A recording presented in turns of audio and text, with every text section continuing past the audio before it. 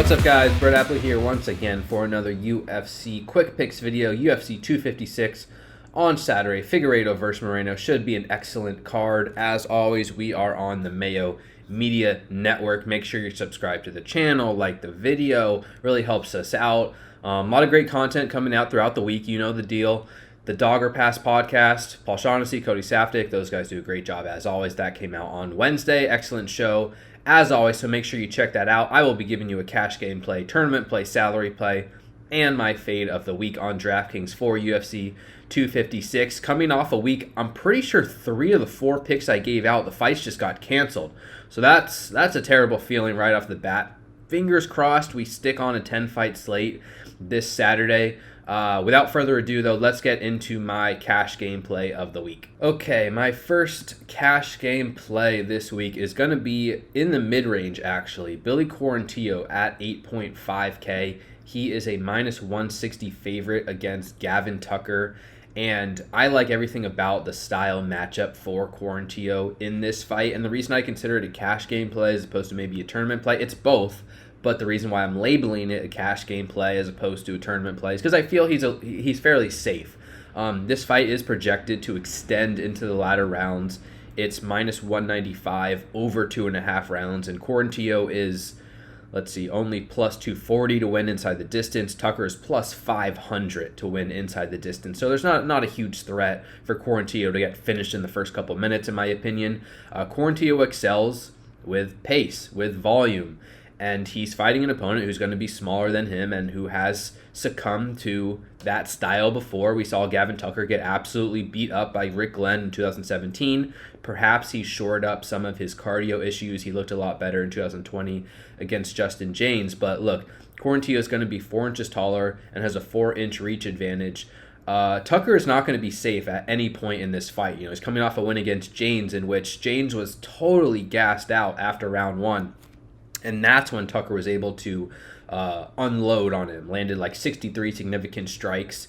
There's not going to be a spot in this fight where Quarantillo is exhausted. And given his size, his length, his reach, his typical volume, Quarantillo lands 7.51 significant strikes per minute. He's just going to be constantly attacking Gavin Tucker for 3 rounds. He also has takedown ability. He lands 1.71 takedowns per 15 minutes. Tucker's a black belt, but he's only defending takedowns at 40%. I just think this is a strong cash game play at 8.5K. We're not even looking for 100 points, though I do think 100 points is well within reach for Quarantillo.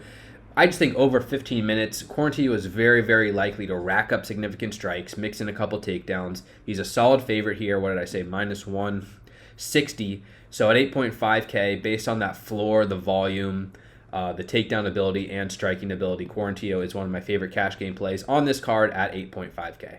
Moving on to my tournament play. I'm going to go back to the mid-range here, and I'll give out Tony Ferguson at 8.6K. He's facing Charles Oliveira. He's a minus 160 favorite, currently minus 165. And the reason why I'm labeling this one more of a tournament play as opposed to Quarantillo is because unlike the Quarantillo-Tucker fight, I do think this fight has bigger potential for Ferguson or Charles Oliveira to finish the fight quickly. Oliveira is obviously a fantastic finisher himself, holds the UFC record for most submission wins, and his striking is looking better than ever. Ferguson's coming off a knockout-ish loss to Justin Gaethje in which he took a ton of damage. I'm actually a little bit fearful for Ferguson in this matchup. I do think Oliveira's live. I'm going to be pretty heavy on the fight as a whole, but we'll give out Ferguson as the tournament play this week. And you guys know the reasons why. Similar to Quarantillo, he's a very, very high-paced fighter. He lands 5.8 significant strikes per minute. He has takedown ability, a submission threat, a knockout threat. And Charles Oliveira, though he's looked sharp in recent fights, he's had a tendency to quit in the past. And I'm hopeful that he's past that bridge. It's been a long time since we've seen him quit. I guess Paul Felder is the most recent example I can come up with. But, he's also mostly faced low-level competition. And if there's any fighter to bring out that quitter's mentality in Oliveira, I think it would be Ferguson. Ferguson is probably toward the end of his career, but he is very tough, and he's going to bring it. He's got a great inside distance line here, plus 145. So Typically Ferguson scores very well on DraftKings and wins as well. 122, 127, 130, 103, 104, 104. So when Ferguson wins, typically he scores points at a high number, and he's not 9.3K, he's not 9.2K, he's only 8.6K. So if he can even manage 90 points on this slate, I think Ferguson's going to be in play for the optimal lineup based on the style matchup here, his typical volume, Oliveira's pass, the metrics, everything lines up for the potential for Ferguson to score well in a win, and that's all we care about. Like I said, I do have exposure to Oliveira as well. I think he's a live underdog in this spot, but it's a great fight to target. Under 2.5 rounds is minus 160, so odds are it ends inside the distance. Again, plus 145 for Ferguson himself inside the distance. Upside at 8.6K, Tony Ferguson, he's my tournament play of the week. Next up with my salary play, I'm going to give out Brandon Moreno at 7.2K, and this probably won't surprise too many of you. I did give out Alex Perez as my salary play a few weeks back, so deja vu. Hopefully he doesn't get guillotined in 3 minutes.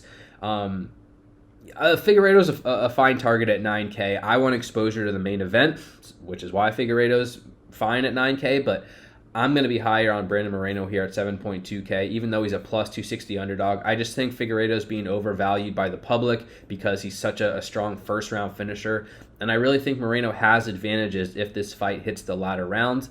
Maybe it won't. Maybe Figueiredo will be able to knock Moreno out early. I do think Moreno's a little bit hittable, and there probably will be some dangerous exchanges in the first round, but at 7.2K, I'm willing to take the chance, right? And I don't expect Moreno to be exponentially popular. There are a lot of solid underdogs on this slate, especially in that upper 7K range with Jacare, Swanson, Moicano, Tucker, Oliveira, Jandiroba. I think a lot of people are going to fill into that range. And even in this bottom tier, people are going to play some Junior Dos Santos or Peter Barrett. The bottom line is I don't think Moreno is going to be that popular, and he allows a lot of salary relief, and he allows you to pay up for whoever you want while still getting exposure to the main event. And make no mistake, if Moreno does win, if he pulls off the upset, he's going to score very well. He's going to be one of the highest scores on the entire slate. Maybe not a finish, but 25 minutes worth of striking in a high-paced fight is going to score him very well for the price. So Brandon Moreno, 7.2K, he's going to be my salary play of the week.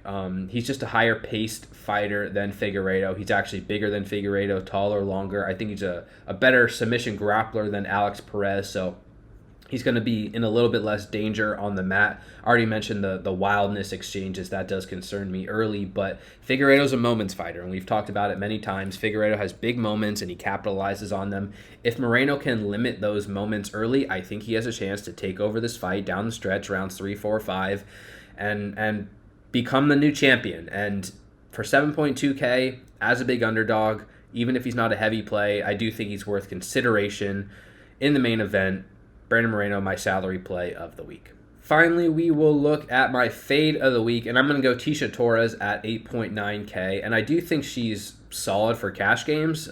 She is minus 620 over Sam Hughes. So in cash games, she's totally acceptable. Minus 620, I would never talk you off a big favorite like that. I do think people will play Figueiredo and Gane and maybe Hooper at that price in cash games, but Torres is obviously worth consideration in small field tournaments as well. But in terms of large field tournaments, in terms of chasing that 150K top prize or whatever it is, in terms of getting first out of thousands and thousands of lineups, I just don't think Torres is as strong of a play there. She really needs 95, 100 points, probably 100 points to have a shot at the optimal lineup, and she's just never been that good of a fantasy scorer. And you can see it even in the inside distance line here. Just the fact that she's minus 620 is such a big favorite, but she's only plus 290 to win inside the distance, whereas fighters like Ciryl Gane is minus 145, and Chase Hooper minus 145, and Figueiredo minus 165 inside the distance. Last I checked, those guys have pretty strong chances to win inside the distance when they do win. Torres, her best shot to win is by decision, and that's what the numbers are telling us. And it's not a surprise considering she's only won inside the distance one time in her entire professional career. She's just not a finisher, and maybe she's such a big favorite in this matchup that it comes to fruition anyways, but You look at her DraftKings scores, and she's just not a prolific scorer. Her win, she scored 67, 86, 81, 82, and 72. And her one finish in her career came in the UFC against Juliana Lima, and she still only scored 81 points. Sam Hughes is not a great fighter, so I wouldn't be surprised if she scored 80, 85, 90. I just don't think that's going to be enough at 8.9K. Hughes is actually quite bigger than her as well, so it may not be as smooth of a matchup as people are expecting. The bottom line is, though, I'd rather target Hooper for his grappling upside. I'd rather target Gane for his knockout upside. Figueiredo's in the main event has finishing upside. And then there's several other fighters we've already mentioned in the mid-range that I am interested as well. Can't play everyone with a limited number of lineups. So Tecia Torres, unfortunately, is not going to make the cut for me. 8.9K. Torres is my fade of the week. All right, guys, that's going to do it for this week's UFC Quick Picks, UFC 256. Thank you for the support, as always. DailyFanMMA.com gets you all the breakdowns on the slate, plus rankings, projections, betting content, and more. Got everything you need to help you profit on this UFC 256. Make sure you check it out. Thank you guys again. Make sure you subscribe to the channel, like the video, comment below who your favorite play of the week is. Take care. Best of luck. We'll talk soon. Peace.